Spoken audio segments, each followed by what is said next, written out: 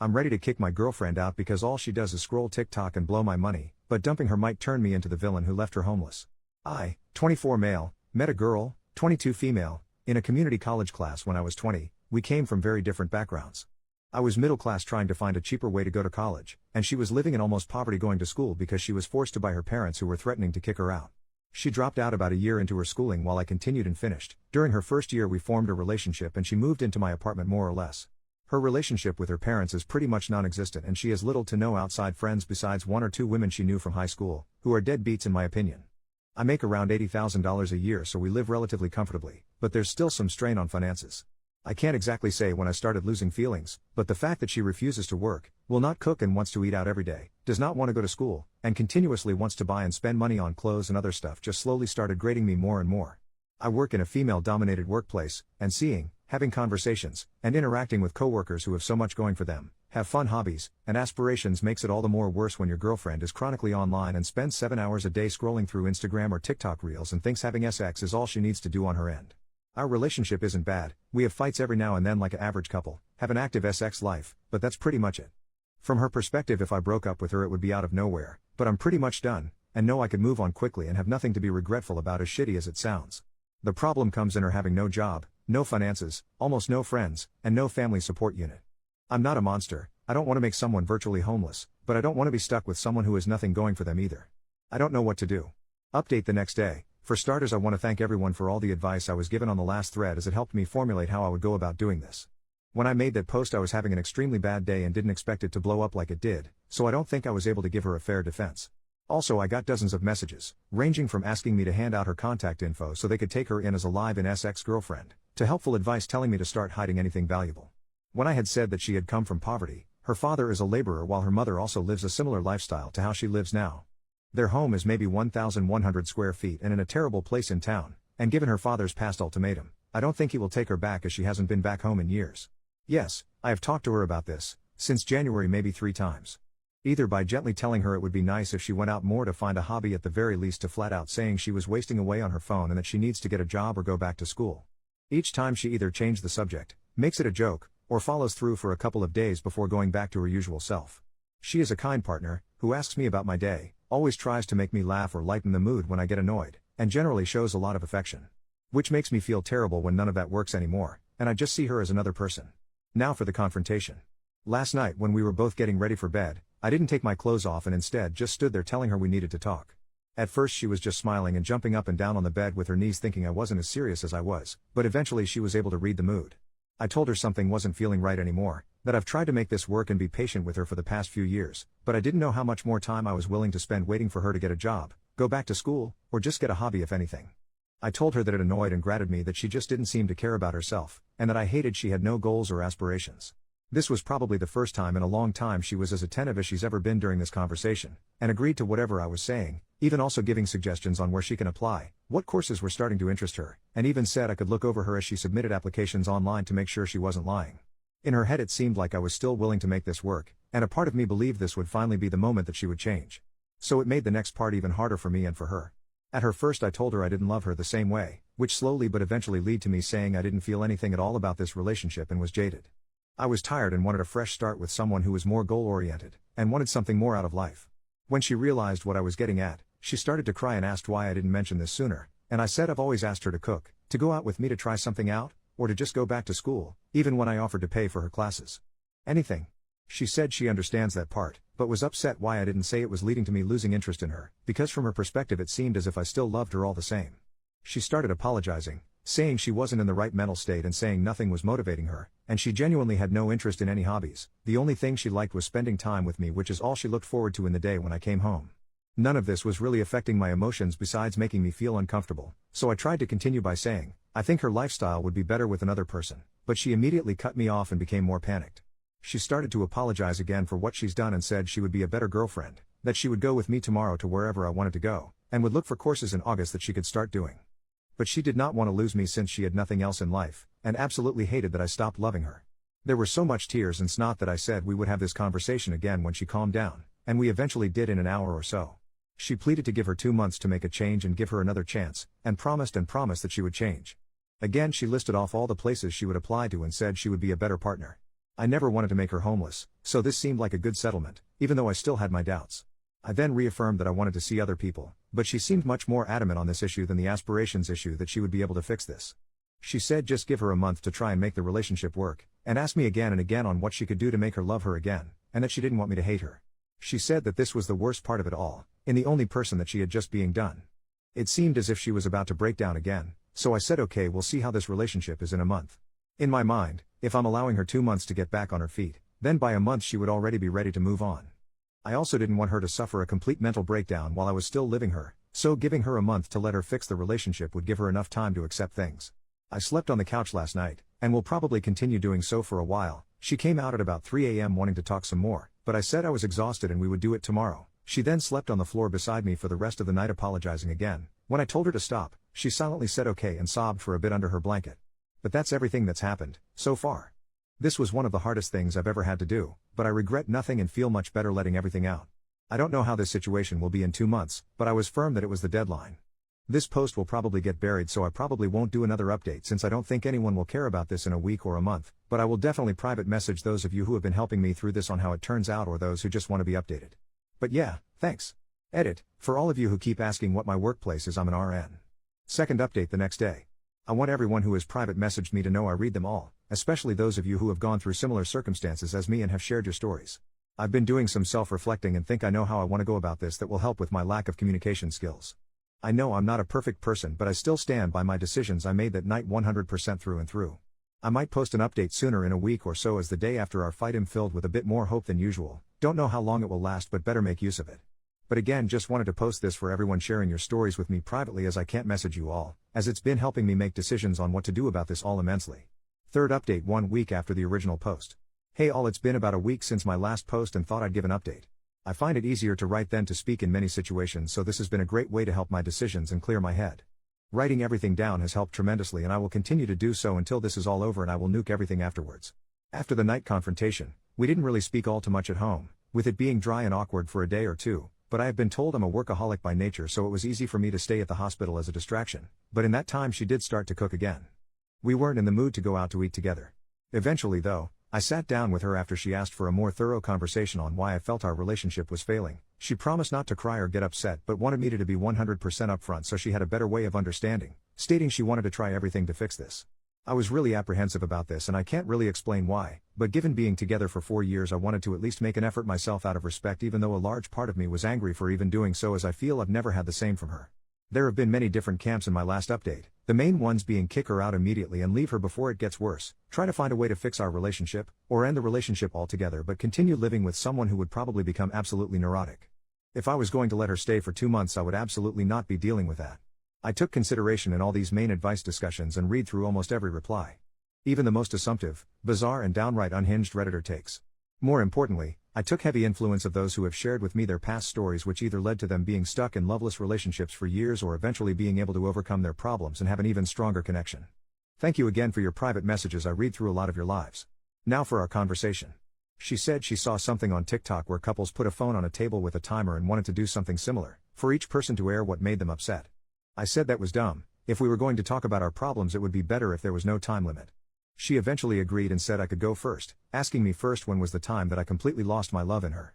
As I said before, it was never one action, but a grating feeling that got worse and worse until it got to this point, and I told her that, so she then asked when was the time I felt the most angry. I said it would take some time to think for me, and she said that was fine. After a few minutes something came to mind. I couldn't formulate the right words at first, but it eventually just started to come out. I told her the worst time was when I was first starting at my hospital. To keep it short, the tempo was brutal. It was constant work with little to no downtime, as I was constantly learning new things that school would have never taught me, while being expected to be able to handle it as a professional. It was without a doubt the most stressed I've ever been, and I feel like other RNs can relate here. That year hardened the way I think now. That hard work does pay off, if you have the drive and the passion. I told her I think that was when I started losing feelings the fastest, seeing her at home doing absolutely nothing.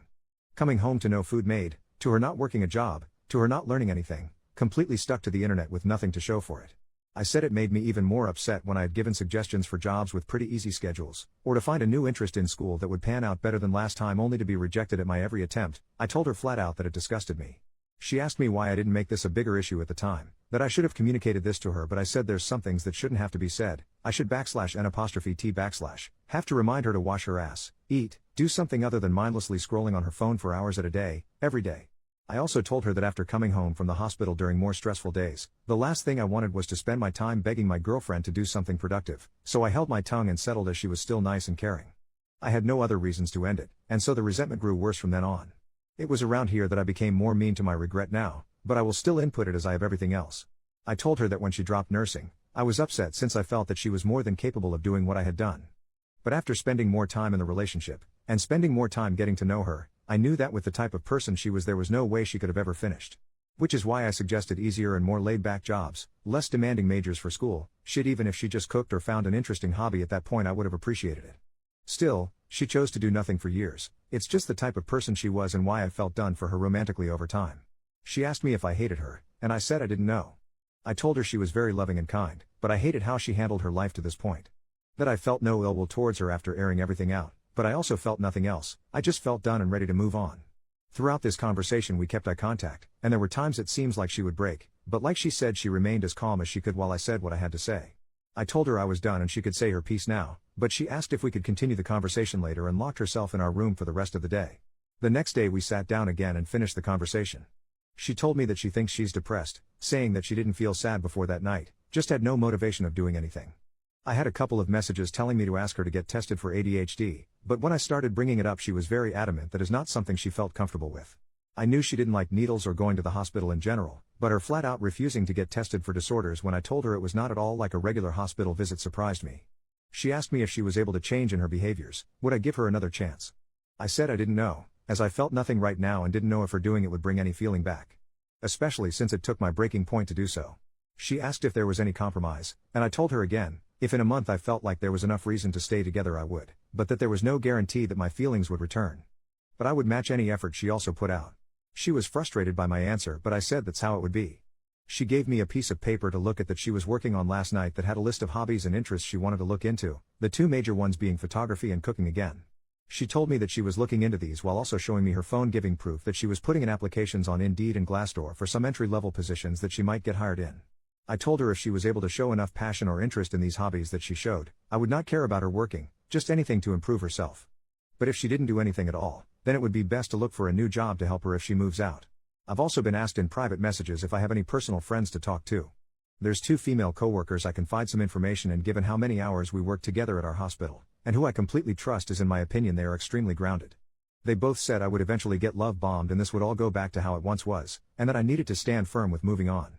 They've very helpful friends who have even offered to let me stay over for a few nights, giving the reason that I would fall for her manipulation if I continued being anywhere near her, in their own words. But it didn't feel right since I'm still technically in a relationship, but I said I would consider it if the situation worsened. But again, I find them grounded, so I always try to take their advice to heart. Despite numerous messages from you all privately or openly telling me that this will be a mistake, I want to make the attempt to give this one last try. Though I feel heavily closed and guarded and still feel indifferent with our current situation. But a lot of you have told me this can eventually change with enough work from both parties. I have also taken the advice of those saying to cut off sex, which was my intention from the start anyway, by continuing to sleep in the living room. But each day she has been sleeping on the floor right below me, even when I tell her I'd rather be alone with my thoughts, telling me this is something she would not accept. But that's everything so far. Next update will probably be at the month mark, as there's nothing else I feel like I need to say for now, just waiting to see if things can get better now that we're working on this somewhat. Fourth update 3 weeks after the original post. Hello. A lot has happened in the past 2 weeks. It's actually felt more like a month with how much has gone down. My girlfriend was very proactive last week. It was a manic influx of energy as she tried to get interested in many different things that she thought she could enjoy. I kept my promise in meeting her halfway and tried my best at helping her in whatever way I could. The only real interest that she's been mainly sticking with is photography. I've said before that she has a stockpile of clothes that she's had over the years, and she sold a few of them on Depop in order to get enough money to get a Canon 250D camera that she says is good for starting out. She's looked a lot more into this than me. I strongly assume she stuck with this hobby as it gave her a chance to spend more time with me, as she continued asking me to go out into the city to take pictures and test out her camera. Given that I had promised to match her energy and didn't want to be a hypocrite, I did so even when I came home from longer shifts at the hospital. There was a major change in her behavior, however. While she usually was a very loving and affectionate partner, it had been turned up to its max during the first week. She asked me maybe 8 times a day how I was doing, if I was upset, what I wanted to do for the rest of the day, etc., just trying to gauge my mood. When we went out, her PDA was also maxed. She wanted to kiss, hold hands, and spend the night out as long as possible, even when I said I had to go in early to work the next day. It's hard to describe in words what she was doing. I don't know if it was exactly love bombing, but with the energy she putting out, I was fully expecting a crash to come, and it did during the second week. I'll talk about that in another post. There was only so much I could handle before I needed a break, especially with how I was still feeling after everything that had happened prior. My friends at work are the only other people I have been engaging with, and I've told them everything that has been happening. They warned me again that I was getting love bombed like they predicted, and it would only get worse. They asked me what I would do if I was stuck with her longer than 2 months, and I said my lease would be ending soon, so it was helping ease my mind, as I wouldn't mind moving if this all turned out for the worse, while still giving her enough time of a heads up. They stated their concerns that I was coming to work more tired than usual and it was getting noticeable, but I told them that I felt fine. During the weekend they had insisted that I go out with them to help my mood, stating that too much time in my apartment was not good for my health in my current situation. I declined when first offered, but after being asked again the day of, I agreed, and for most of the day I was with them having a really good time. In fact, it helped to regain my mood considerably. Naturally, my girlfriend was wondering where I had been the entire day, but I told her I had been with friends, and even though she was disappointed we couldn't go out for the day, I promised her we would spend all day tomorrow together. I get continued messages that I should immediately drop my friends and that they are manipulating me and my decisions, and think what you may, I know they are good people who look out for me. They played a large part in me quitting smoking this year, which although has made me more anxious at times, has helped with my health considerably. There's a different type of bond you form with people in our work environment, and I trust my coworkers with my life, for lack of a better term. Anyway, that's most of what happened the first week. Putting everything for the second week would triple this post, and it's hard looking back on it as it happened so recently and I still feel heavily raw. Large part of me posting this update to help, as writing everything out has always been a therapy for me. But yeah, thanks for your messages, and I'll try to reply to those of you. I promise to keep updated for more relevant details. Fifth update 2 months after the original post. This is a very long post, just as forewarning. I've been holding back posting this for a while, as whenever I begin to write, I cannot continue without having to stop. But now that over a month have passed, I think now is the best time to reflect. There might be parts in this post that don't make too much sense chronologically, but given that I've been writing and taking breaks over multiple attempts, some past tense might be off as to where I began and left off. When I said the crash of emotions would come, I was right. It was ugly, loud, and could have been easily prevented in parts. When I posted my last update, I was not in the right mental state, so reflecting on the week before and writing helped to calm my nerves. I'm also a bit embarrassed to admit that I started to smoke a bit again, but it also helped tremendously in my mental, which was getting close to crash as of recent, and without the help of my friends I didn't have much else to turn to. This breakdown was something I could not tell them since I didn't want them stepping in. There had been a point where my girlfriend was in a not so well mood during one of our outings to the city. After returning home, she had said I was being dismissive, and if I felt angry or upset with her.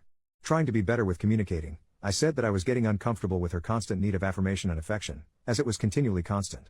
Given that she was still sleeping in the living room at night, I was getting no time alone to myself at all while at home, and after so many outings, I was starting to get physically and emotionally drained. Truthfully, I felt physically tired more than anything, and given what my coworkers and my girlfriend say, it tends to show on my face more worse than it is.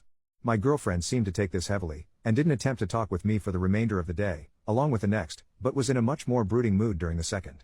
Maybe it would have been better to apologize or communicate better during that point, as it might have been the point that a lot of this could have been avoided if I said something, but I instead took the time to nap and spend time alone, which I had rarely the chance to for over a week. Then came the third day. A lot happened over the course of this day, and a lot was said, and this was where the breaking point occurred, which caused further problems throughout the following week.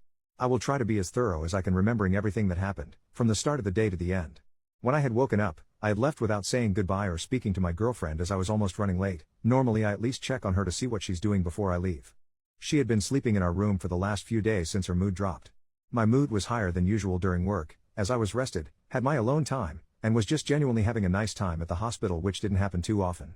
There were a few times when my coworkers would go out to eat after work, and for the past few weeks I had been declining, but on this given day I had joined them, which led to me arriving home around 9 or later. It was pretty late and I had a few drinks. This is where I begin to have trouble writing. And where I usually stop. Arriving home, I see my girlfriend sitting down in the living room, looking at me directly as I walked in, not saying a word. It startled me, and I asked what she had been doing, as she wasn't on her phone nor was she watching TV, just sitting as if she was staring at a wall before I had entered. She asked me where I had been, and I said I was out with friends. She immediately asked were they my friends from work? My girlfriend is aware that I work alongside mostly women, and I have brought up my friends in the past before our relationship broke down to this point. I said yes, I was with them and we had gone out to eat. She asked me if I had been drinking as well. I don't know if it was noticeable or not or just a random question, but I said that I had. There was a period of uncomfortable silence that felt a lot longer in memory. She eventually brought up my month deadline on whether my feelings would change, and she asked if they have. It took me a minute to reply as that question had taken me off guard, and I said I appreciated her efforts in what she was doing, but I was still unsure of our future together and couldn't give her a direct answer. She told me again that during our outings together, that I was being dismissive, and that she felt I wasn't putting in the same effort to make this relationship work. I asked what she meant, as I was going out with her whenever she asked and matching her effort in finding hobbies whenever she thought of something she enjoyed. To me it just seemed like something she was just saying out of neediness. I think it was at this point she started to lose her composure, as her voice couldn't remain constant. She told me if I was aware that I wasn't smiling when we were outside, that I was quiet and rarely talked when we were spending time together. I told her she already knew how I felt, so for some of it, my mixed feelings shouldn't come as surprise. But I also explained again my lack of talking was just from being tired from work, but I don't think she believed me. She told me she's constantly overthinking how I feel now that she knows I've lost feelings, and doesn't know what she can do to make them come back. I told her again to just find a passion for something, anything, to get out of bed and be active with anything in her life. She says it's been 2 weeks and she's been as active as she can possibly be, to the point that it was causing her mental stress, but my mood wasn't improving, and she's wondering if anything will actually change now that it's closer to a month. And then came the full breakdown. Through tears and a broken voice, she tells me how much she loves me, how much affection and love she has given me throughout this relationship, just for me to throw it away over something as stupid as my conditions, as if it was just an excuse to end things, if I ever really loved her at all while we were together. She goes on to say that even with how upset she is at me, and how hurt and betrayed she has felt by the one person she has, that she still loves me and wants to continue our relationship. She tells me there will be nothing for her if I leave, no one, no place, no future, her will to live will be gone and she won't know what to do with herself. Now there's a lot I could have said during this, but I don't think I can accurately convey just how hard she was breaking down emotionally during this exchange. There were points as to where she was almost screaming, completely bawling, and it all just made me freeze, as this was the first time I've ever witnessed her fall apart at this level. She goes on again to say there's no reason to live if this is the end, it won't matter what job she gets, another month will not be enough, and she knows I still won't want to be with her, and that she will have nothing. After everything was said, she locked herself again in our room, and stayed there for a few more days. Whenever I tried to knock to initiate conversation, she screamed for me to go away, and I did. A few days later, she had finally calmed down enough to where we could speak to each other, and she changed her attitude 180. She was still upset, but extremely apologetic in what she did and said, telling me that a lot of it was just in the moment and she didn't mean it. The days that I was finally able to spend alone, without her or my friends, gave me the mental to finally do what I should have a month ago. I told her as gently and as calmly as I could that it was over, that there was no chance that we could be together at this point and I no longer wanted to be in a relationship. I told her I would let her stay for an additional 2 months until she could find a job and help her get on her feet. I also said that if she was unable to do anything by that time, then I would be gone and moved out. She started to cry again, but in a much more defeated manner that almost made me break myself, but she agreed to the terms, and it was finally done. She was able to get a job at a supermarket about a week afterwards, but only part-time at first as that was all they were offering. After our final confrontation, our speaking terms were more or less dead. Whenever she was off work she would be in her room alone for the remainder of the day and night. I had stayed on the couch as at this point I was pretty much used to it and didn't really mind it. It feels really wrong and selfish to say, but I felt extremely free and happy for a bit. I didn't inform my coworkers about my breakup when it happened, and just continued to vaguely say that we were working on it. But during that time I frequently started going out a lot more with them after work, as staying in our apartment felt more like a chore and depressing. I had hit a high that I had not felt in a long while, and then everything came crashing on me the following week. I had contracted pneumonia, and was off work for about 2 weeks to recover. At first I thought I had caught a cold, but one day it hit like a brick and my lungs felt at 50% capacity. I couldn't take a deep breath without going into a fit of coughing and I constantly felt fatigued. Even now as I write this update with most of my symptoms gone I still have to use an inhaler to help myself breath at times. For most of the days that I had been sick I was sleeping, most days between 12 to 14 hours, and the time that I was awake I was lying down. When I told her what I had contracted and she saw how sick I was she offered to let me have the bedroom again, but I refused and said that I was fine. Since she was working part-time there was still a lot of time that she was spending at home, and for the first few days she left me alone. But towards the middle of the first week I was sick she started to occasionally check on me to see if I was okay and if I wanted anything to eat. Honestly I hated that me being sick forced us to interact, not because I was mad or anything, but because it felt incredibly weird and awkward, and that I had to depend on her now for a few things not even a week after we had broken up. I didn't feel well enough to get groceries like I normally did, and since she already worked at a supermarket she insisted that she buy food instead, and when I gave her my card she refused it and said she would buy it herself. For the most part I was snacking on fruit and cookies, but she said if I was going to get better that I eat actual meals, so she began to cook for me even when I said I didn't want anything. Even with this, we didn't eat together for the first week as she went back to her room after checking on me. But during the start of the second week of me being home, she started to sit down with me while I was awake and talk with me. She told me about her day at work and her coworkers, and a bunch of other stuff. It felt like a lot of it were things she wanted to tell me earlier but couldn't because everything was still raw. But when she started to talk, she didn't stop, and honestly, I enjoyed listening to her talk about her day because it felt different. It went from talking to us watching TV together during nights that I couldn't fall asleep to us just talking about our issues that we've been holding to ourselves for a while. It was extremely cathartic, and there was no yelling or arguing, just listening. It felt a way that we hadn't talked in a long time, not since from before we got together years ago when we're friends and classmates. Sometime during the second week I had hit a point where I felt extremely ill and I didn't want to talk or do anything, but I couldn't sleep either because I kept on coughing. She didn't go to work that day and stayed beside me for a long while. We didn't talk at all, but she made sure I was still eating and drinking water. There's a lot that can be said on how those 2 weeks made me feel about my situation with her and everything that had happened, but I can't convey them in words, much less writing, but I'll just say it was a lot of time to think. Since I've recovered, I had been trying to make a bigger effort to talk with her, but at the same time not trying to make it feel forced as it may have felt a month ago. Just random conversations about random things, about how her photos were going, how work was doing, if she liked her boss, just whatever. She spent less time in her room and more time in the living room with me when I had gotten home, just talking about her day and work, customers and coworkers, and in turn I told her about my day. Gradually within these weeks it feels as if the transition of being in relationship to being friends is a lot more apparent, and it feels better and more organic this way as it's become easier to communicate. Even still though, there's a barrier between us, something that formed from our final argument, and it's hard to describe exactly what it is, but it's there. The deadline that I had formed for me moving out is at the end of October, as that's when my lease ends. I'll post another update around that time. This post has turned a lot longer than I thought, but it's nice looking back on everything and seeing how our situation has been changing for the better. If you're still around reading this, thanks for the continued messages regarding my situation. Sorry if I couldn't reply in the meantime.